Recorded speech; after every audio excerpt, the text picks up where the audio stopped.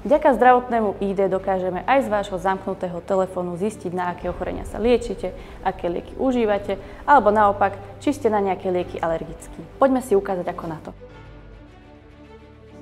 Na iPhone si ho môžete nastaviť v aplikácii Zdravie. Kliknite na svoj profilový obrázok vpravo hore a následne na zdravotné ID. Po kliknutí na tlačidlo Začať vyplňte všetky potrebné osobné a zdravotné údaje. Ak neužívate žiadne lieky, nemáte alergie alebo zdravotné problémy, uveďte žiadne alebo nan, aby záchranári vedeli, že ste tieto polia nezabudli vyplniť. Rovnako nezabudnite zapnúť možnosť zobraziť pri zamknutí. Iba tak sa záchranári v prípade núdze dostanú k vašim zdravotným údajom aj bez odomknutia telefónu.